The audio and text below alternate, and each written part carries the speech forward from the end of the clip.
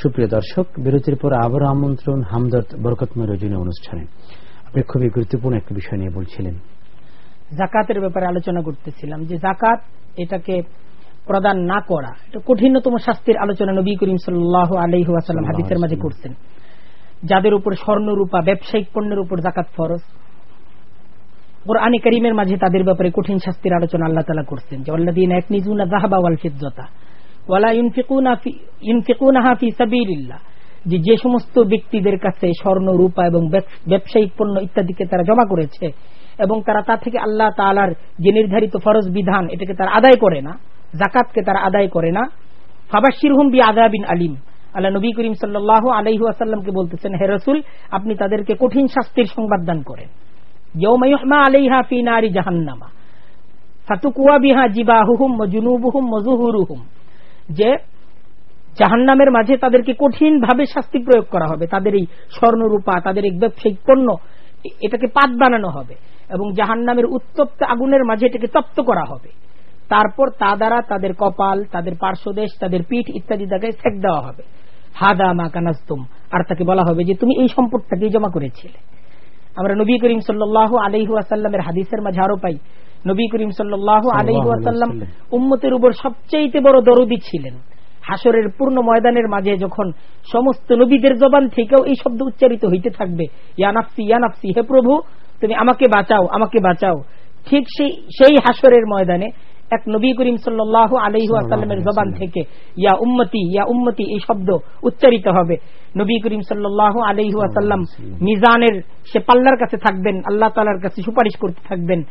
সেই নবী করিম সাল্লাল্লাহু আলাইহি ওয়াসাল্লাম হাদিসের মাঝে শক্তভাবে সতর্ক করতেছেন যে তোমরা কেউ এই অবস্থা তোমাদের যেন না হয় যে হাসরের ময়দানে তোমাদের সম্পদ তোমাদের উপর চাপায়া দেওয়া হইতেছে, তোমাদের সম্পদ তোমাদের উপর আযাব দিচ্ছে, আর সেই অবস্থায় তুমি আমার সামনে এসে উপস্থিত হবে সাহায্যের জন্য, আর আমি তোমাকে এই বলে তাড়িয়ে দিব যে আমি তোমাকে সাহায্য করতে পারতেছি না, আমি তোমাকে আগেই সতর্ক করছি।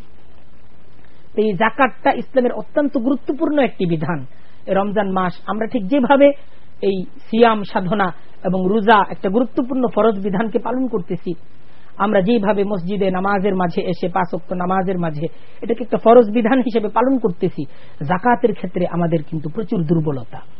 আমরা এই রমজান মাস মানে অনেকটাই আমি যেটা বলবো যে অসচেতন এবং যাকাতটাও যে এতটা ইম্পর্টেন্ট একটি আমল বা ইসলামের এত ইম্পর্টেন্ট একটি রুকন, এই ক্ষেত্রে কিন্তু আমরা কিছুটা অবহেলার ভাব। যাকাতের ক্ষেত্রে সবচেয়ে বেশি গুরুত্বপূর্ণ ব্যাপার যেটা, যে যাকাতের ক্ষেত্রে এটা কিন্তু একটা শর্ত যে যাকাত যিনি আদায় করবেন তিনি আগে ওনার পূর্ণ সম্পদের হিসাব করবেন, যে ওনার সমুদয় সম্পদকে হিসাব করে এর মাঝে যাকাত যোগ্য সম্পদ কতটুকু এটাকে বের করবেন, তারপর এই সম্পদের মাঝে শতকরা 2.5 ভাগে কি পরিমাণ যাকাত আসে এটাকে হিসাব করে এটাকে আলাদা করবেন, তারপর এখান থেকে তিনি যাকাতকে আদায় করবেন।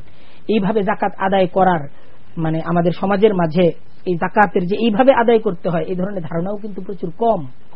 আমরা লামসাম ভাবে দেখা যায় আমাদের সম্পদের হিসাবও করি না, কিছু শাড়ি কিনে আর কিছু সংখ্যক লুঙ্গি কিনে আমরা গরিব দুঃখীদেরকে দিয়ে দিই। একটি বিষয় আপনার সাথে সংযুক্ত করব, বর্তমান সময়ে কিন্তু যাকাতের শাড়ি, যাকাতের কাপড় অথবা যাকাতের লুঙ্গি নামের একটি বিষয় এসছে, যেটা আমি বলবো যেটা কিন্তু আসলে আল্লাহ তাআলার একটা ফরজ বিধানকে নিয়ে এক ধরনের উপহাস।